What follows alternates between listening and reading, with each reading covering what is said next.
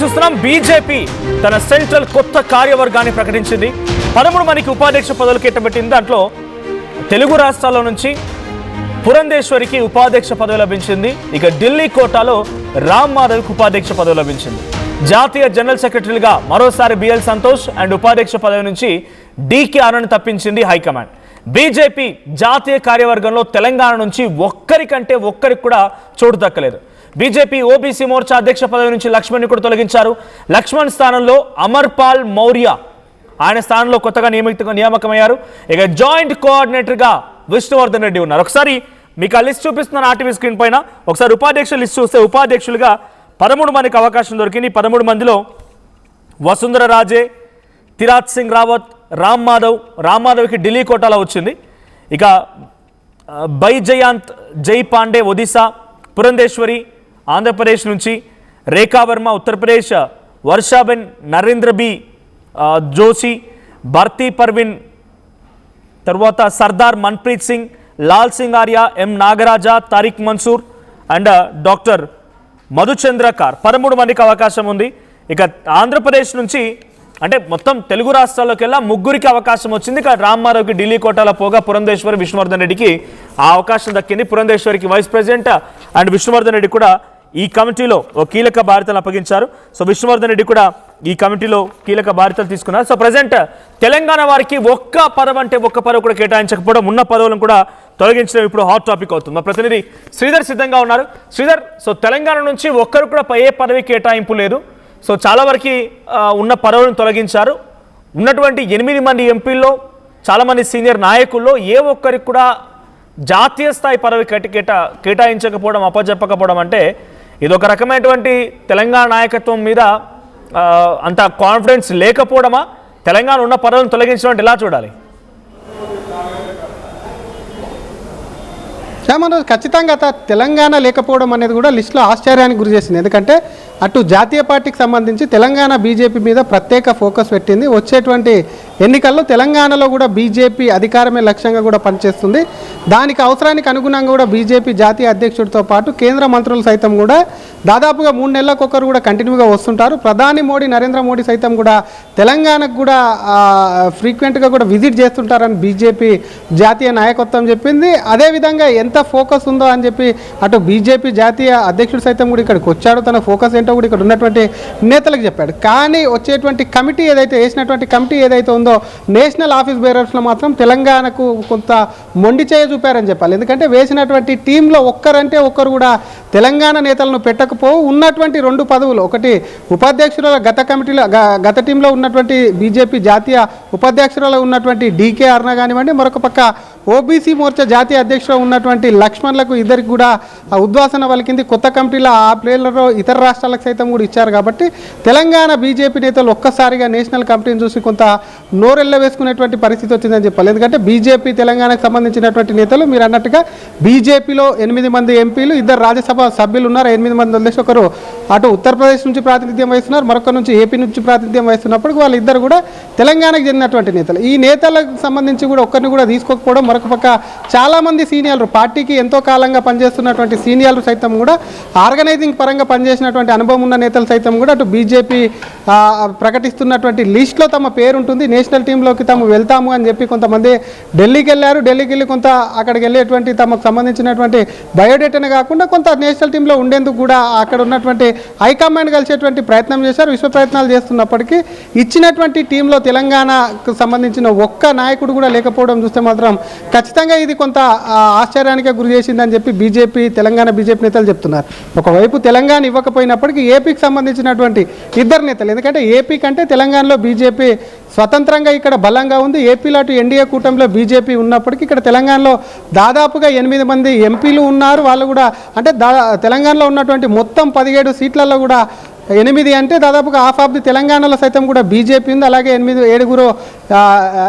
7 ఎమ్మెల్యేలు ఉన్నారు, 3 ఎమ్మెల్సీలు సైతం కూడా ఇక్కడ ఉన్నారు. ఆ 3 సైతం కూడా వివిధ జిల్లాల కమాండ్ జిల్లాలకు సంబంధించినటువంటి నేతలు ఉన్నారు. కాబట్టి ఇంత బలంగా ఉంది పార్టీకి సంబంధించి. ప్రతి ఎన్నికల్లో ఎంతో కొంత ఓట్ షేరింగ్ అనేది పెరుగుకుంటూ వస్తుంది. అటువంటి ఏపీకి కేటాయించారు కానీ తెలంగాణకు కేటాయించకపోవడం ఏదైతే ఉందో అది ఖచ్చితంగా కూడా కొంత మొండి చేయనే కాకుండా కొంత పార్షాలిటీ ఏమన్నా జరిగిందా అసలు? ఎందుకంటే ఈ కమిటీని చూస్తే మాత్రం ఉత్తర భారత కమిటీ అన్న అనుమానాలు సైతం కూడా కొంత కొంత తెలంగాణ నేతలు బాహాటంగా చెప్పకపోయినప్పటికీ ఇంటర్నల్గా కొంత చర్చించుకున్నటువంటి సందర్భం ఉంది. ఈ కమిటీ రాకముందు నేషనల్ టీంలో తెలంగాణకు సంబంధించినటువంటి కీలకమైనటువంటి నేతలు అటు బీజేపీకి సంబంధించినటువంటి కొత్త టీంలో ఉంటారు, నితిన్ నబీన్ ఆధ్వర్యంలో పనిచేస్తారు. ఆ టీంలో పనిచేసేందుకు చాలామంది కూడా కొంత రిక్వెస్ట్ కూడా చేసుకుంటున్నారని చెప్పి కూడా పెద్ద ఎత్తున చర్చ జరిగింది. చర్చ జరిగిన అనంతరం ఒక్కొక్క రాష్ట్రానికి సంబంధించినటువంటి అంశాన్ని పరిగణలోకి తీసుకున్నప్పుడు తెలంగాణ సైతం కూడా ఉంటుంది, కనీసం ఒక్క పోస్ట్ అన్న ఉంటుందని అనుకున్నారు, కానీ అది ఎక్కడ కూడా జరగలేదు మనోజ్. మరి ఒకవైపు తెలంగాణలో మొన్నటికి మొన్న కొంతమంది నేతలు కేంద్రం నుంచి వచ్చి మరి ఇక్కడ ఉన్నటువంటి ఇద్దరు ఎంపీల మధ్య సఖ్యత కుదుర్చాల్సి వచ్చింది, ఈటల రాజేందర్ అండ్ బండి సంజయ్ విషయంలో. సో ఇద్దరు నేతల మధ్య సఖ్యత కుదుర్చాల్సి వచ్చింది. వాళ్ళ వర్డ్స్లో కూడా ఒకరేమో హైడ్రాని సమర్థిస్తూ ఉన్న వాళ్ళు ఉంటే ఇంకొకరు హైడ్రాని విభేదిస్తున్న వారు ఉన్నారు. అంటే వాళ్ళ పాలసీల్లో వాళ్ళ మాటల్లో ఒక ఐకమత్యం లేదు, కమ్యూనికేషన్ లేదనే రకంగా అధిష్టానం భావించిందా? ఎందుకు తెలంగాణకి ఒక్క పదవి కేటాయించకపోవడం? Kishan Reddy is a senior, of course కేంద్ర మంత్రిగా ఉన్నా కూడా లక్ష్మణ్ సీనియర్ నేతగానే ఉన్నారు. సో తెలంగాణ పరిధిలో తెలంగాణ రేపటి భవిష్యత్తులో ప్రభుత్వం రావాలనుకున్నప్పుడు ఇక్కడ పదవి లేకపోయినా జాతీయ స్థాయిలో ఏదో ఒక పదవి ఆశించిన దాంట్లో బహుశా ఈటల రాజేందర్ ఉండొచ్చు, డీకే అరుణ ఉంటే ఉండొచ్చు, బండి సంజయ్ కానీ లేకుంటే ఇతర ఎంపీలు అరవింద్ ధర్మపురి కూడా ఆ స్థానంలో ఎక్స్పెక్ట్ చేసి ఉండొచ్చు. ఎవరికి ఒక్కరికి అవకాశం దొరకలేదు. ఈ నాయకత్వం మీద కాన్ఫిడెన్స్ లేకపోవడం అధిష్టానంలో.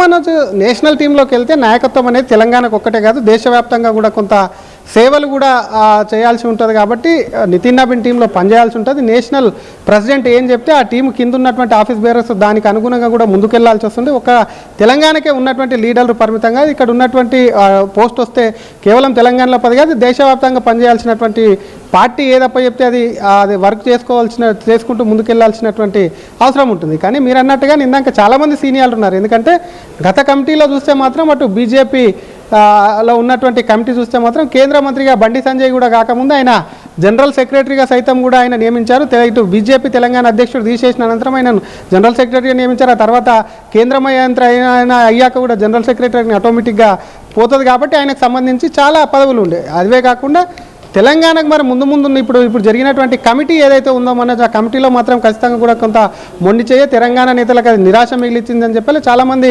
సీనియర్లు ఎంపీలే కాకుండా పార్టీకి ఎప్పటి నుంచో పనిచేసిన అనుభవం ఉన్నటువంటి చాలామంది నేతలు ఉన్నారు. అటువంటి నేతలు సైతం కూడా చాలామంది ఆర్గనైజింగ్లు ఎప్పటి నుంచి పనిచేస్తున్నటువంటి నేతలు సైతం కూడా కొంత ఆశించారు. అటువంటి నేతలకు, ఎందుకంటే ఉన్నటువంటి నేతలు ఎంపీలుగా ఎమ్మెల్యేలుగా ఉన్నారు, వారికి సంబంధించి వాళ్ళు ప్రజలు ఎన్నుకున్నటువంటి నేతలు కాబట్టి వాళ్ళు ఆటోమేటిక్గా వెళ్తుంటారు. కానీ పార్టీకి సంబంధించినటువంటి పదవులు లెక్క సంస్థాగతంగా ఉన్నోళ్లకు ఇస్తుంటారు, పార్టీలో సీనియర్లకు ఇస్తుంటారు. కాబట్టి గతంలో ఉన్నటువంటి పదవులు సైతం కూడా తీసేయడం, కొత్తగా ఒకరికి కూడా చోటు ఇవ్వకపోవడం ఏదైతే ఉందో ఇది ఖచ్చితంగా కొంత తెలంగాణకు సంబంధించినటువంటి బీజేపీ నేతల్ని కొంత ఆశ్చర్యింపజేసే విషయం, వాళ్ళు కొంత ఆలోచింపజేసే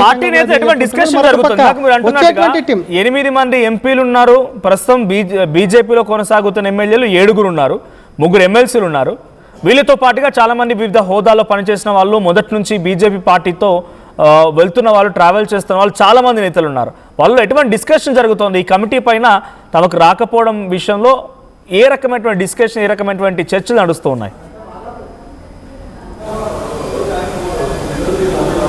మనోజ్, ఖచ్చితంగా తెలంగాణకు ఒకరికైనా సరే నేషనల్ టీంలో చోటు ఉంటుంది. అది వైస్ ప్రెసిడెంట్ కానివ్వండి, జనరల్ సెక్రటరీలు, కనీసం సెక్రటరీలు స్థాయి అన్నా సరే కానీ ఇస్తారని అనుకున్నాం. కానీ దీనికి సంబంధించి కమిటీ కొంత ఆశ్చర్యానికి గురి చేసిందని చెప్తున్నటువంటి పరిస్థితి ఉంది. కానీ నేతలకు ఇంకొంత ఓపు అయితే పెట్టుకున్నారు. ఎందుకంటే ఓన్లీ నేషనల్ సంబంధించినటువంటి ఆఫీస్ బేరర్స్ కమిటీ చేశారు కాబట్టి వచ్చేటువంటి స్పోక్స్ పర్సన్కి సంబంధించినటువంటి లిస్ట్ ఉంటుంది. కాబట్టి అందులో తెలంగాణకు సంబంధించినటువంటి నేతల్ని ఒకవైపు కూడా పెద్ద మొత్తంలో అండగా కూడా ఉంటారా? ఎందుకంటే వచ్చేటువంటి నేషనల్ స్పోక్స్ పర్సన్ కూడా కొంత పవర్ఫుల్ ఉంటుంది, వాయిస్ వినిపించడానికి కూడా, దేశవ్యాప్తంగా నేషనల్ మీడియాలో వాయిస్ వినిపించడానికి, అటు పార్టీ అంశాలను కూడా ప్రజల్లోకి తీసుకెళ్లేందుకే వాయిస్ ఉంటుంది. కాబట్టి కొంత ఆశలు అటు నేషనల్ టీం ఆఫీస్ బేరర్స్ పడ్డప్పటికీ నెక్స్ట్ అటు బీజేపీకి సంబంధించినటువంటి బీజేపీ టీం అనేది ఏదైతే ఉందో spokesperson, national spokesperson టీంలో కూడా కొంత ఉండే అవకాశాలు ఉన్నాయని బీజేపీ నేతలు అదొక ధీమతో ఉన్నారు. అవే కాకుండా నేషనల్ ఎగ్జిక్యూటివ్ మెంబర్గా కూడా కొంత చాలామంది కూడా నెక్స్ట్ కూడా ఆ టీంలో కల్పించడమే కాకుండా ఎగ్జిక్యూటివ్ మెంబర్స్ అయితే కూడా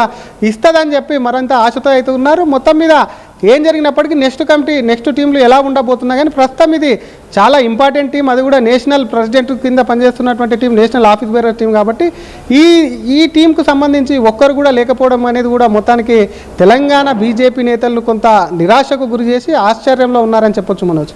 right. Thank you Sridhar. So మొత్తంగా నేషనల్ టీమ్ అనౌన్స్ అయింది.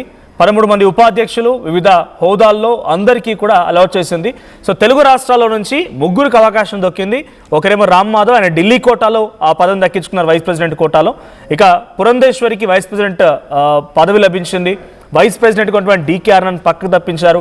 ఓబీసీ మోర్చా అధ్యక్షుడిగా ఉన్నటువంటి లక్ష్మణ్ని సైతం పక్కకు తప్పించేశారు. ఇక ఆ స్థానంలో అమర్పాల్ మౌర్యాని నియమించింది కేంద్రం. ఇక బిఎల్ సంతోష్ స్థానాన్ని ఏదైతే కొనసాగిస్తూనే విష్ణువర్ధన్ రెడ్డికి ఒక కీలకమైన స్థానం అప్పగించి నా చేతిలో ఆ పూర్తి లిస్ట్ ఉంది.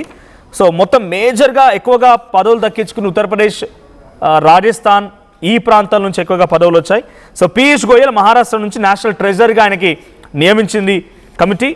ఇక నేషనల్ జాయింట్ ట్రెజరీగా శ్రీ రాజేష్ మంగల్ రాజస్థాన్, సెంట్రల్ ఆఫీస్ ఇన్ఛార్జిగా తరుణ్ చుగ్, మహేంద్ర పాండే ఆఫీస్ సెక్రటరీగా, ఇక నార్త్ ఈస్ట్ కోఆర్డినేటర్గా సంబిత్ పాత్ర, ఆల్ సెల్స్ కోఆర్డినేటర్గా Vishnudutt Sharma, all cells joint కోఆర్డినేటర్గా రితురాజ్ సిన్హా అండ్ విష్ణువర్ధన్ రెడ్డి. సో యువ మోర్చాకి ప్రెసిడెంట్స్గా నేషనల్ ప్రెసిడెంట్గా డాక్టర్ హేమాంగ్ జోషి, అండ్ మహిళా మోర్చాకి రూప్ కుమారి, ఓబీసీ మోర్చాకి అమర్పాల్ మౌర్య, కిసాన్ మోర్చాకి బన్సిలాల్ గుర్జార్, ఎస్సీ మోర్చాకి శివేష్ కుమార్ రామ్, ఎస్టీ మోర్చాకి మన్నాలాల్ రావత్ అండ్ మైనార్టీ మోర్చాకి కునవర్ బసిత్ అలీ. సో తెలంగాణకి ఎటువంటి కేటాయింపులు, ఎటువంటి విధంగా వీళ్ళకి ఇక్కడ ప్రాధాన్యత లేకపోవడంతో కొంత చర్చ జరుగుతోంది. మరి తెలంగాణ నేతల్లో చాలా కీలకమైనటువంటి సీనియర్ నేతలు ఉన్నారు. ఎవరికి కూడా ఈ సెంట్రల్ కమిటీలో పదవులు దక్కకపోవడం పైన ఆసక్తి రేపుతోంది. సో మీ అభిప్రాయం ఏంటి? ఎందుకు అసలు ఇక్కడ తెలంగాణ నుంచి కన్సిడర్ చేయకపోవడం వెనుక కారణం ఏమై ఉంటుంది? ఇక్కడ సఖ్యత లేదు అనే రకంగా భావనలో అధిష్టానం ఉందా? లేదు, ఇక్కడ నాయకులకు అంత కాన్ఫిడెన్స్ లేదు, నాయకులు జాతీయ స్థాయిలో రాణించలేరు అనే రకంగా అధిష్టానం నమ్ముతోందా? ఎందుకు పదవులు కేటాయించలేదని మీరు అనుకుంటున్నారు? కామెంట్ చేయండి. టోర్నమెంట్ కి ముందు పెయింట్ ఎలా చేస్తాం?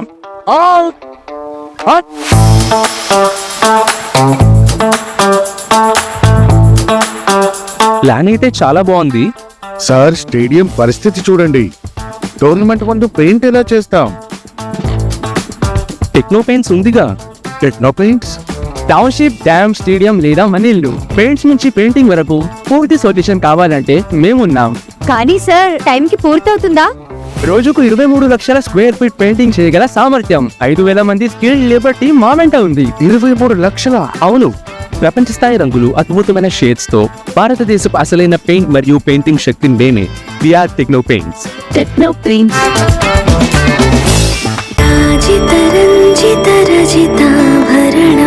Pure in its form with grace made noble.